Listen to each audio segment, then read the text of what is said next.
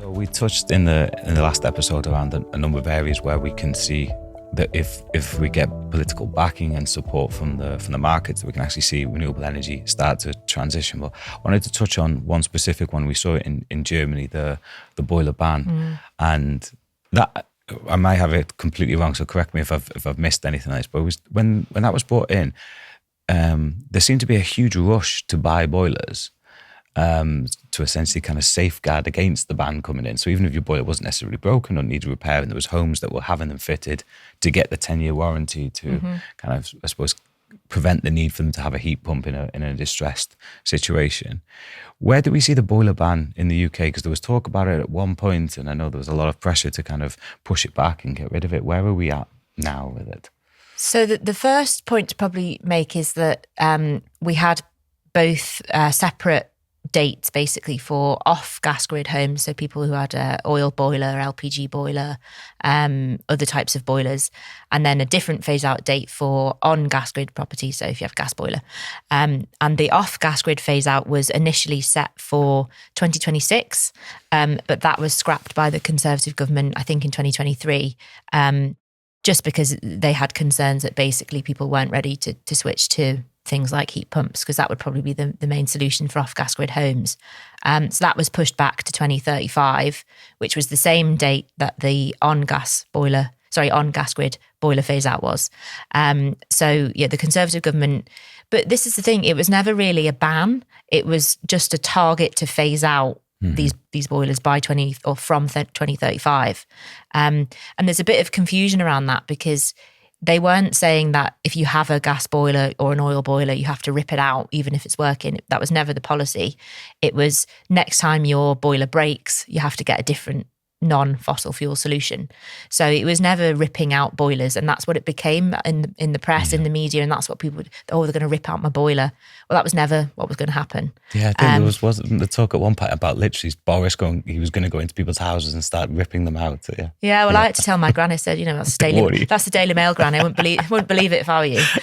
So it's one of them where it was never going to be this violent rip out your boiler situation, but that's what it felt like it became. And then in September 2023, when it was Rishi Sunak who was Prime Minister, he then said that as part of his wider net zero rollbacks, he did this speech, and basically he said actually 1 in 5 homes, no idea how they were going to calculate or find which 1 in 5 it was, but they said 1 in 5 homes won't have to do that anymore. So 20% of you can still have your gas boiler after 2035. But he was also fanning the flames and saying things like, we're never going to force you to rip out your boiler, when nobody had ever suggested that they were. So he was fanning the flames on that sort of language and making it quite unhelpful, really. So we're now in a bit of a stage where we don't quite know what the policy is. The current government, the Labour government, the new one, hasn't said very much at all on heat decarbonisation, but it's only been a month or so. So we can't really blame them for that, given other priorities and things that are happening at the moment. But I think it does mean that we need some sort of direction, because as the industry, how do you know what to invest in? How do you know what plans to make as a consumer? How do you know the same thing? How do you know what to buy if there's no long-term strategy or policy set?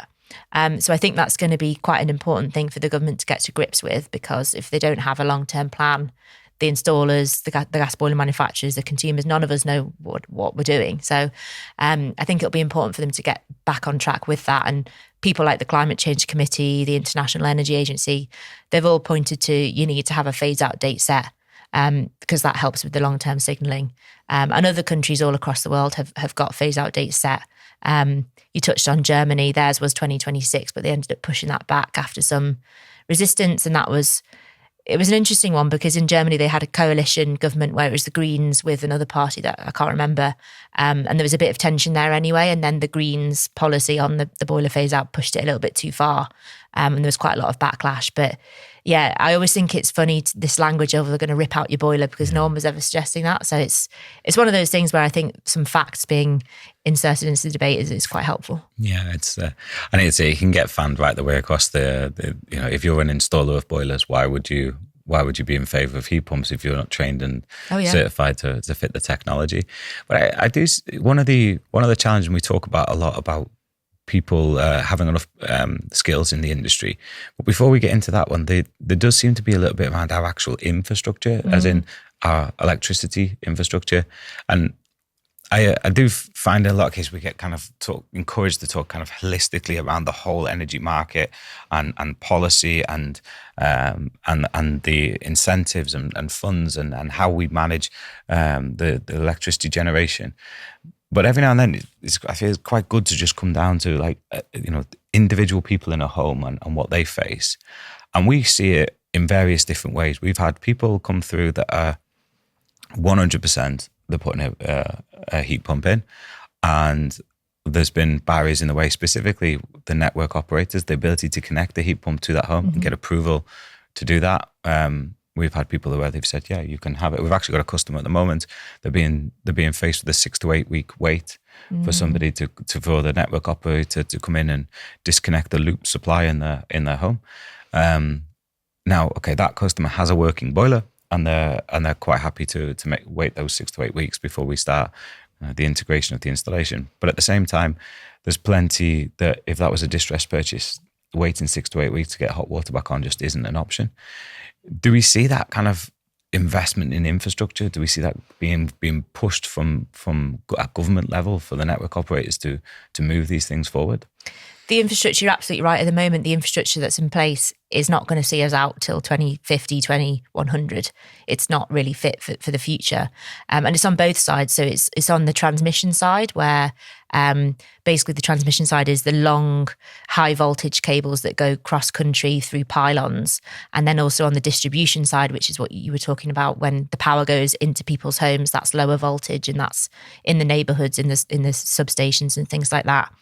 I actually read somewhere in one of the papers that electric vehicles and heat pumps meant that we were going to have to dig up all of the electricity wires and redo them all. And that's not the case.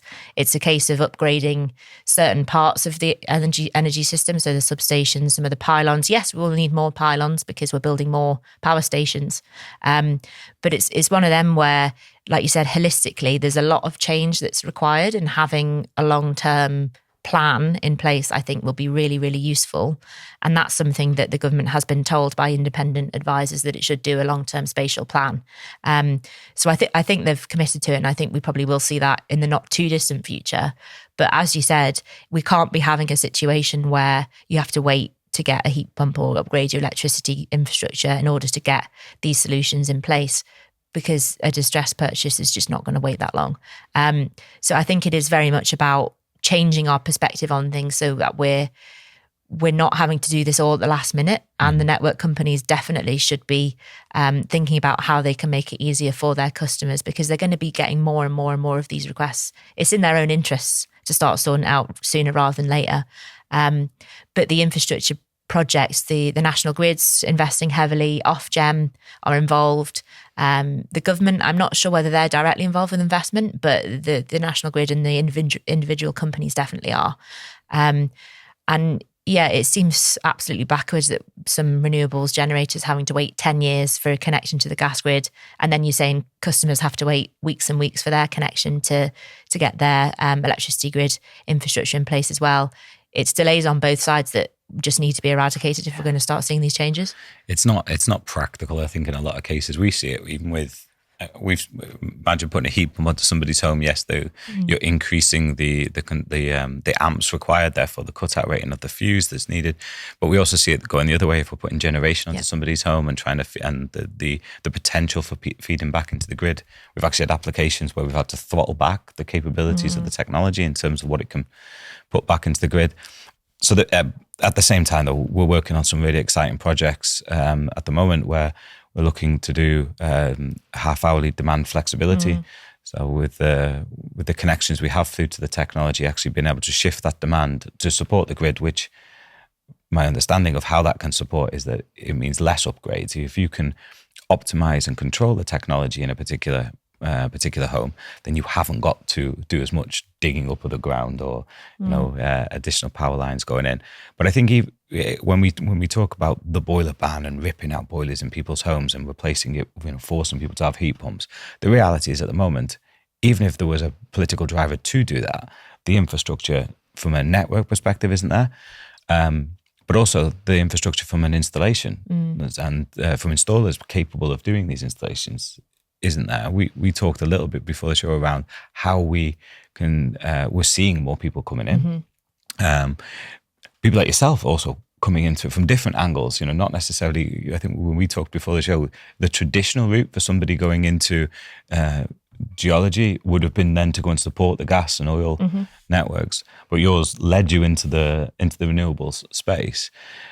Are we seeing that more? Are you seeing more people from the courses that you did starting to make that decision, or were you the outlier and everyone else is working for big oil and gas? No, definitely not. So yeah, I did geology. When did I start? It was 10 years ago now, so 2014. And that was really the turning point where it became very obvious that there was no long-term careers or no long-term future in oil and gas. I wasn't going to work in that industry for the next 60 years. It wasn't going to be the case. So lots of my friends and people on my course did go into the renewable energy space. I've got friends who do like renewable project insurance, actually building the renewables. A lot of them work on projects like new nuclear plants and things like that. And hardly any of them went down the traditional route of oil and gas exploration. And I think that is a sign of the times, because the writing was clearly on the wall for all of us. And also people don't want to work in industries that add to climate change. It's just, the younger generation, especially, and the ones underneath mine, certainly don't want to go into a job that's going to exacerbate climate change. They want to do something that helps with climate change. And year on year, month on month, we're seeing more and more climate change impacts across the world. And it is an undeniable fact now that this is happening, and it's happening now. So I think, definitely most of my friends did go into more renewables than oil and gas. And I think that's true of what's happening with the heat pumps and gas boiler engineer space as well, where if you weren't particularly academic at school, you might have gone to do a plumber's course or a hairdressing course or something like that. And now I think that the HPA, the Heat Pump Association, have been working with higher education providers in getting a low carbon heating apprenticeship out and low carbon heating modules under different plumbing courses and things like that. So we're reaching the point where it is getting more widespread, but a lot of the current workforce are older and they are looking to retire, and you have to bring through that new talent where they know there's going to be a long-term future. And if the policy is brought in where there's going to be no gas boilers beyond a certain date, if it's going to be 2035, really we need to be training up people now, because we're only 10 years out from there. And I think that the younger people are going to be a really essential part of that, and helping them to get the right training when they leave school, and getting the gas boiler manufacturers to be a bit more diverse in what they offer heat pump training as well as gas boiler training. Because I think the reality is that if you're trained up on a certain gas boiler manufacturer, you'll install that for the rest of your career. And that might be the case too with heat pumps, but there's not as many heat pump engineers being trained. But we are starting to see more and more. So I think Octopus Energy are training up some heat pump engineers, and I think Valent might be as well. And it's all about getting those ducks in a row now, so that we have that workforce of the future. Yeah, we need it. And I think there's, I think back to when I did my apprenticeship, and actually I did the traditional college course and the learnings there, but actually the majority of what I learned was from working for a company that was innovative and that was pushing the boundaries and doing a lot in the renewable energy space. And there was formal craft qualifications that you have to pick up along the way, but actually being in a position where I was working with renewable technology every day. Thankfully, I never actually had to do anything with gas boilers, and the learnings I picked up there.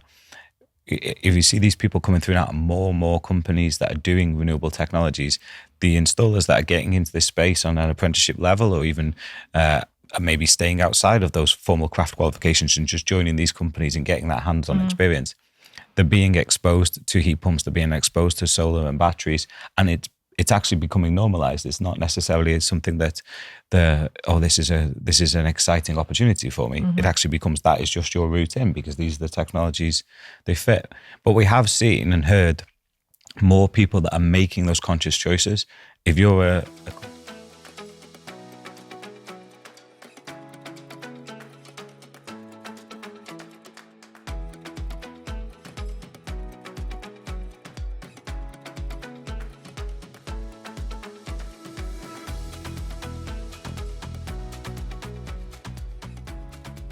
you're a company that is installing renewables, you've got a higher probability of picking up an apprentice than somebody who isn't. And we are seeing a wider mix of both male and female coming into the market, where historically it's been more male led. And that's really important as well, because I mean, traditionally in the engineering construction space, there's not that many women, not that many female people anyway. But seeing more female installers would be really beneficial, I think, for the industry as a whole. And that's because different consumers, different customers respond differently to different installers, right? And if you're, I don't know, a little old lady and you need a new heat pump putting in, you might be more inclined to ask questions of a female installer. You might be more inclined to get involved and then pass on that word of mouth learnings that you've had to your friends and family. I mean, you know more about the installer side of things than me, definitely. But I do think having females in the space is really important, because it just brings a different perspective and different connections with different customers. As I said, I mean, I'm a bit of a nightmare because I live in a rented house and we get our gas safe certificate every year. The landlord sends a guy around, and I'm always asking him questions. What do you think about these heat pumps, or what do you think about hydrogen heating? And it's really interesting to see over the years how that has shifted a bit. At first, it was the guy was saying, hydrogen definitely is going to be the future. Don't worry about these heat pumps, love, kind of thing. Don't worry about that.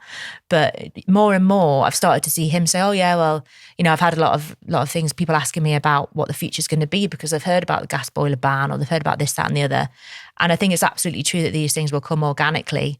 But also, I think it's absolutely true that it will need a little push to get not only more people, but more diverse people into the workforce, because the government has a huge role to play in setting out the future, and people will listen to the plan, and people will see what the future is, and then be more inclined to go into jobs that they see having a future. Yeah, and I think it's nice that the way we're seeing people coming through, it's not necessarily from a box ticking exercise of diversification. It's organic. People are coming into it because actually the industry is of interest, and there's potential, and that it's growing, and there's market drivers to get into it. So people, both male and female, are making this decision to come in. Whereas, I don't know what the drivers would have been historically, and why we were more male orientated as an industry. But I certainly we see within Hetio in a small space the impact of having a diverse workforce, people coming at it from different areas, how communication to customers can be different. And I think you're absolutely right, actually, in those scenarios where people may have those questions and feel more confident asking them of a female over a male. But historically, people haven't had that choice. I think that's been maybe the biggest challenge. And if we then say, okay, we need to give people that choice, and we have to, and we're forced to give it through diversification criteria. Actually, now we're able to give that choice because the industry is appealing for people to come into it that have those drivers, that want to be able to provide that information. Yep. And there's some fantastic companies. There's a company called Your Energy, Your Way, and when I talk about them, they're a quality installer. Yes, the second part is they're all female installer. And it's kind of like that should be the secondary, because they're an amazing business. They're doing some great work. I seen an installation that they did under the heat pump ready program.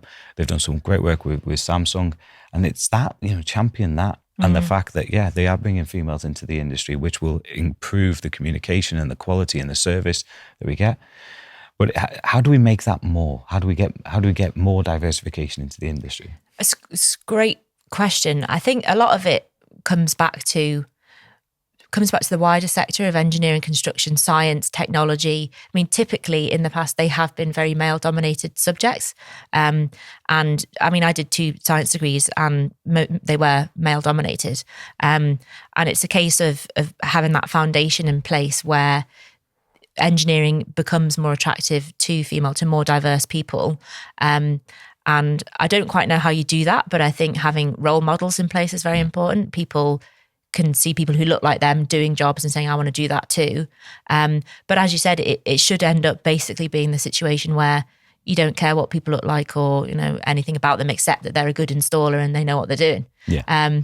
But it is important that I think people start to see people like themselves in jobs that they want to do, and trying to get it from when they're in school all the way through as well.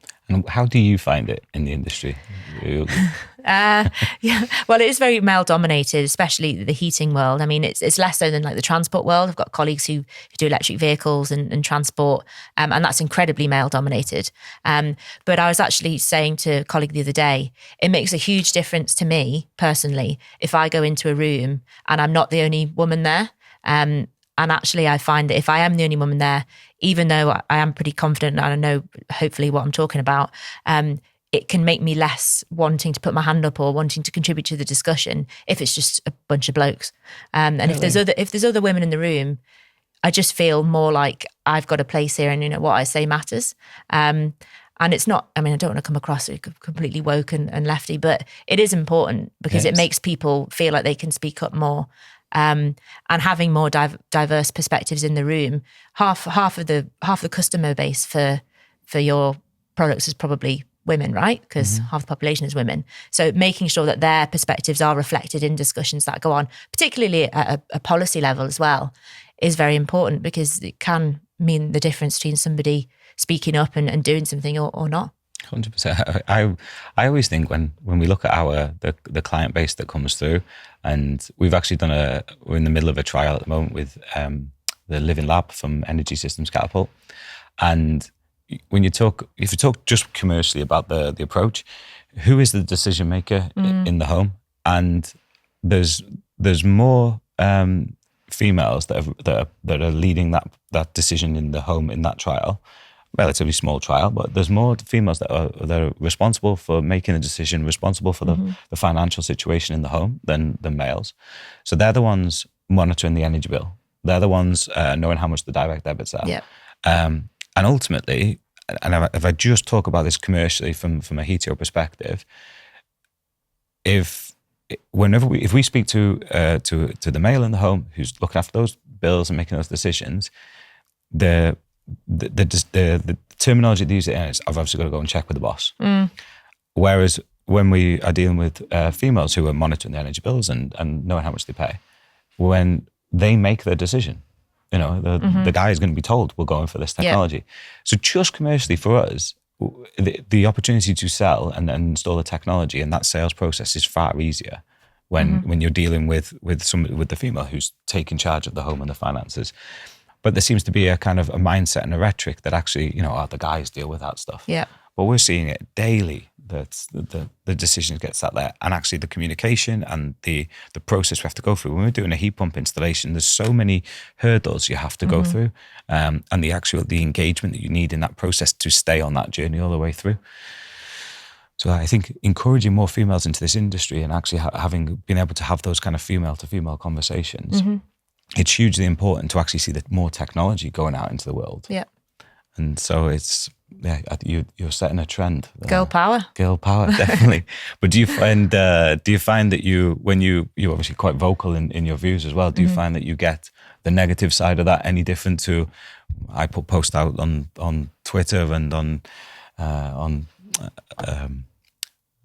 Hannah. What's the other one we use?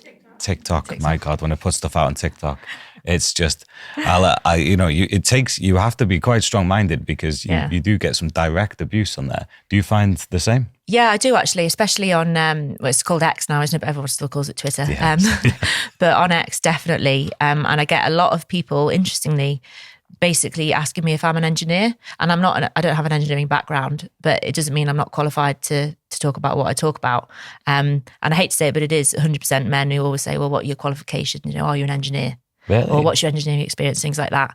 And I can understand it because they want to know that I'm not just some idiot who doesn't know what they're talking about. And that's fine. But compared to what some of my male colleagues get, it is very different. And the tone of which people speak to me is different to them. And it doesn't really bother me because they don't actually know me, these people. I'm never going to meet them in real life. But it is striking sometimes to compare the different responses that we get to very similar tweets. Whereas people will still disagree with my colleagues, but it won't be as personal, it won't be as targeted, it won't be asking about my age or, what my experience is and things like that. But it's a fact of life that you can be the ripest, juiciest peach in the world and there'll be someone who doesn't like peaches. It's one of them. It's like, if they don't like me, they don't like me. But it doesn't. Yeah, it does. I think Marilyn Monroe said that actually, but it doesn't take away from my knowledge. And I think it's very important that as a woman, you still carry on with what you're doing and don't let people bring you down. And I think that's it. Actually, when we stand behind it all, you know, the what we're championing is actually the right thing. We're championing people switching to renewable energy. You're championing certainly policy change in this space. So it's for the greater good. And actually, yeah, whether somebody's a male or a female that sits behind it, it shouldn't make any difference. But yeah, we'll get there. We will. Yeah, we'll keep on pushing. Well, thank you very much for coming on. You mentioned in the pre-show you're Northwest based, so you're now. Are you staying up in Liverpool now, or are you going? Was it Liverpool you were from then? I'm from Formby. So actually, Formby, I believe, was one of the first places in the world that had an onshore oil well. Okay. So I don't know if somehow energy's in my blood, but yeah, from Formby originally. And it was really interesting actually growing up in Formby because there was the whole fracking debate.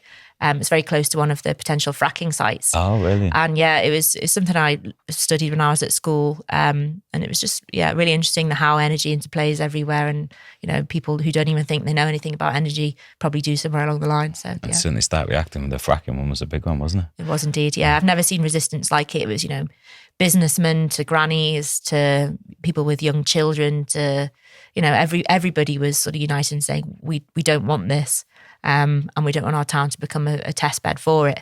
I think the reality is that in the UK, it's not Texas. You know, we haven't got huge swathes of land where nobody lives and nobody has an interest in. It's not just a deserted place.